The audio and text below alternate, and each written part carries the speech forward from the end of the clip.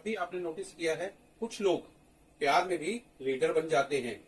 वो केयर करते हैं, प्रोटेक्ट करते हैं, रिस्पॉन्सिबिलिटी लेते हैं, लेकिन जब उन्हें कंट्रोल लूज होता फील होता है तो उनका प्यार थोड़ा कमांड जैसा लगने लगता है। अगर आप 1, 10, 19 या 28 तारीख को पैदा हुए हो तो आपका बर्थ नंबर 1 है और रिलेशनशिप में आपका सबसे बड़ा क्वेश्चन होता है, मुझे लव चाहिए या रिस्पेक्ट। अगर आप रिलेशनशिप में नेचुरली रिस्पॉन्सिबिलिटी ले लेते हो, अगर आपको पार्टनर के इरेस्पॉन्सिबल बिहेवियर इंस्टेंटली ट्रिगर करता है, अगर आपको इग्नोर होना, टेकन फॉर ग्रांटेड होना या डिसरिस्पेक्ट फील होना बहुत डीपली हिट करता है, अगर आप प्यार में सॉफ्ट भी हो लेकिन अपनी वीकनेस दिखाना डिफिकल्ट लगता है, तो ये वीडियो आपको सिर्फ न्यूरोलॉजी नहीं बताएगी, ये आपका रिलेशनशिप पैटर्न मिरर करेगी। आप देखते देखते फील करोगे, हाँ ये मैं हूं। साइकोलॉजिकली देखे तो बर्थ नंबर 1 को रिलेशनशिप में सिर्फ रोमांस नहीं चाहिए होता, उन्हें एक ऐसा बॉन्ड चाहिए जहां उनकी इंडिविजुअलिटी और डिग्निटी सेफ रहे। लेकिन इस पैटर्न की जड़ कहां है? चलिए बर्थ नंबर 1 के कोर आइडेंटिटी मिरर को समझते हैं। बर्थ नंबर 1 का कोर है सेल्फ डेफिनेशन, मतलब मैं कौन हूं, मेरी वैल्यू क्या है, मेरी डायरेक्शन क्या है। इसलिए जब ये प्यार करते हैं तो प्यार में भी अपनी आइडेंटिटी लेकर आते हैं। इनका इनर डायलॉग होता है, मैं सबके लिए खड़ा हो सकता हूं, पर क्या कोई मेरे लिए स्टैंड लेगा? मैं स्ट्रांग दिखता हूं, पर क्या कोई मेरी थकान समझेगा? मैं लीड कर सकता हूं, पर क्या मुझे कंट्रोल फ्रीक समझा जाएगा? ये पैराडॉक्स यही है। बर्थ नंबर 1 रिलेशनशिप में स्ट्रांग पार्टनर बनना चाहते हैं, लेकिन अंदर से सीक्रेटली सेफ पार्टनर भी ढूंढते हैं। पहले एक छोटा सा रिलेशनशिप रियलिटी चेक करते हैं। छोटा सा टेस्ट कीजिए। अगर पार्टनर रिप्लाई लेट करे तो आपका फर्स्ट इमोशन क्या होता है? A concern, B anger, C ego hurt या डी ओवर थिंकिंग? कॉमेंट में सिर्फ ए, बी, सी या डी लिखिए। अगर सी या बी ज्यादा आता है तो हो सकता है बर्थ नंबर 1 का रिस्पेक्ट सेंसिटिविटी पैटर्न एक्टिव हो रहा हो। यहां प्रॉब्लम लव की कमी नहीं होती, प्रॉब्लम होती है नर्वस सिस्टम की इंटरप्रिटेशन। गेट रिप्लाई को सिस्टम कभी कभी मैसेज बना देता है, मेरी प्रायोरिटी कम हो गई। ये इमोशनल इमेच्योरिटी नहीं, ये डिग्निटी अलार्म है। अब समझते हैं कि इसके पीछे साइकोलॉजी क्या कहती है। साइकोलॉजी के लेंस से देखें तो बर्थ नंबर 1 का नर्वस सिस्टम कंट्रोल से सेफ्टी फील करता है। जब क्लैरिटी होती है, कमिटमेंट होता है, वर्ड्स और एक्शंस मैच करते हैं तो ये डीपली लॉयल हो जाते हैं। लेकिन जब एम्बिग्युइटी होती है, मिक्स सिग्नल्स होते हैं, पार्टनर कभी क्लोज कभी डिस्टेंस क्रिएट करता है, तो इनका सिस्टम एक्टिवेट हो सकता है। एक्टिवेशन के बाद बर्थ नंबर 1 3 रिएक्शंस दिखा सकता है। पहला, डायरेक्शन कन्फ्रंटेशंस, सीधा बोलो प्रॉब्लम क्या है। दूसरा, इमोशनल विड्रॉल, ठीक है अब मैं भी डिस्टेंस रखूंगा। तीसरा, कंट्रोल, अब रूल्स क्लियर होंगे। यहीं पर लोग गलती कर देते हैं। बर्थ नंबर 1 को इंसिक्योर बोलना इजी है, पर एक्चुअल इशू अक्सर इंसिक्योर लव नहीं, अनसेफ रिस्पेक्ट होता है। अब एक ऐसा मिरर देखते हैं जिसमें क्या बर्थ नंबर 1 खुद को पहचान लेंगे। एक सीन इमेजिन कीजिए, एक ऑफिस गोइंग कपल, लड़का बर्थ नंबर 1 है, पूरे दिन काम, प्रेशर, रिस्पॉन्सिबिलिटी, बाहर से कॉन्फिडेंट, घर आकर पार्टनर से बस एक चीज एक्सपेक्ट करता है, मुझे लाइटली मत लो। पार्टनर कैजुअली बोल देती है, तुम्हें हर बात में डोमिनेट करना होता है। उस लाइन के बाद वो चुप हो जाता है। बाहर से लगता है ईगो हर्ट हुआ, अंदर एक्चुअल लाइन चल रही होती है, मैं इतना एफर्ट करता हूं फिर भी मुझे विलेन समझा जाता है।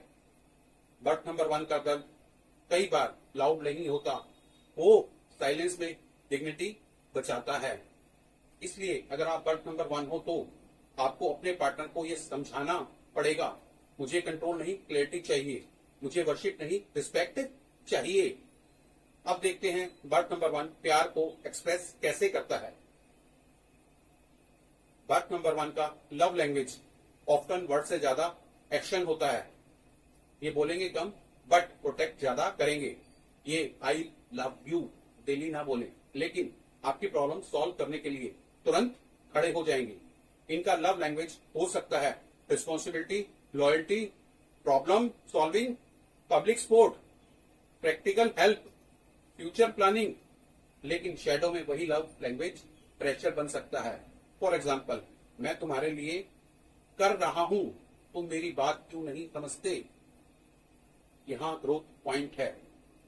लव को सर्विस बनाना ब्यूटीफुल है, लेकिन लव को अथॉरिटी प्रूफ बनाना रिलेशनशिप को हैवी बना देता है। लेकिन कहानी का दूसरा पहलू भी है। बर्थ नंबर 1 की रिलेशनशिप स्ट्रेंथ्स क्या हैं? अब स्ट्रेंथ क्लियर करते हैं।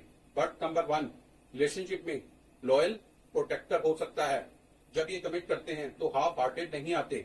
ये पार्टनर को मोटिवेट करते हैं, पुश करते हैं, लाइफ में बेटर बनने का कॉन्फिडेंस देते हैं। इनमें डिसीजन पावर होती है। क्राइसिस में ये फ्रीज नहीं होते, एक्शन लेते हैं। इनकी प्रेजेंस से पार्टनर को डायरेक्शन फील हो सकती है। लेकिन एक सब्टल पॉइंट, बर्थ नंबर 1 को पार्टनर ऐसा चाहिए जो इनकी स्ट्रेंथ अप्रिशिएट करे पर इनकी कम्युनिटी भी अलाउ करे। सिर्फ स्ट्रांग रहो वाला पार्टनर इन्हें और लोनली कर देता है। साइकोलॉजिकली देखें तो एक सब्टल ट्रूथ ये है, बर्थ नंबर 1 को एडमायरेशन चाहिए, लेकिन इंटीमेसी के लिए परमिशन भी चाहिए। Permission to be human. अब आते हैं उस सच पर जिसके बारे में कम बात होती है। बर्थ नंबर 1 का टैबू ट्रूथ क्या होता है? बर्थ नंबर 1 कभी कभी रिलेशनशिप में पार्टनर नहीं, प्रोजेक्ट मैनेजर बन जाता है। उन्हें लगता है मैं बेटर देख पा रहा हूं तो मैं गाइड कर रहा हूं, लेकिन पार्टनर को फील होता है मुझे एक्सेप्ट नहीं किया जा रहा, मुझे करेक्ट किया जा रहा है। यहीं से कंफ्लिक्ट स्टार्ट होता है। दूसरा शेडो, रिस्पेक्ट सेंसिटिविटी। छोटी सी टोन चेंज, पब्लिक में एक joke, late reply, comparison. Birth number 1 के अंदर अलार्म बज सकता है। वो सोच सकता है तो मुझे सीरियसली नहीं ले रहे। अगर ये आपके साथ होता है तो पहले अपने आप को शेम मत कीजिए। आप टॉक्सिक नहीं हो। आपका सिस्टम रिस्पेक्ट को सेफ्टी से कनेक्ट करता है। ग्रोथ का मतलब सेंसिटिविटी खत्म करना नहीं, ग्रोथ का मतलब सेंसिटिविटी को कम्युनिकेशन में कन्वर्ट करना है। जब कंफ्लिक्ट होता है तब बर्थ नंबर 1 का पैटर्न क्या होता है? बर्थ नंबर 1 का कंफ्लिक्ट पैटर्न ऑफ्टन फास्ट होता है। इशू दिखा, रिएक्शन आया, टोन स्ट्रांग हो गई, पार्टनर डिफेंड करे तो बर्थ नंबर 1 और असर्टिव हो सकता है। फिर दोनों लव के टॉपिक से हटकर पावर के टॉपिक में चले जाते हैं। रिपेयर के लिए सिंपल स्क्रिप्ट यूज कीजिए। मुझे इस बात से डिसरिस्पेक्ट फील हुआ, मैं डोमिनेट नहीं करना चाहता, बस क्लैरिटी चाहिए। मेरा टोन स्ट्रांग हो गया, लेकिन मेरा इंटेंशन रिलेशनशिप को फिक्स करना था। आप मुझे कामली एक्सप्लेन कर दो, मैं सुनने को रेडी हूं। ये 3 लाइन रिपेयर बर्थ नंबर 1 के लिए पावरफुल हैं, क्योंकि इसमें डिग्निटी भी बची है, कनेक्शन भी बचा है। इसको मैरिड लाइफ के एक रियल वर्ल्ड मिरर से समझते हैं। एक मैरिड कपल का एग्जांपल लेते हैं। Husband birth number 1, wife emotional reassurance चाहती है। हस्बैंड हर मंथ फाइनेंशियल प्लानिंग करता है, फैमिली रिस्पॉन्सिबिलिटीज लेता है, डिसीजंस मैनेज करता है। लेकिन वाइफ बोलती है तुम इमोशनली अवेलेबल नहीं हो। हस्बैंड एक अंडरलाइन आती है, मैं इतना सब कर रहा हूं फिर भी कम पड़ रहा है। यहां दोनों गलत नहीं। बर्थ नंबर 1 एक्शन से लव दिखा रहा है, पार्टनर इमोशन से लव रिसीव करना चाहता है। सॉल्यूशन, बर्थ नंबर 1 को वीकली इमोशनल चेक इन बनाना होगा।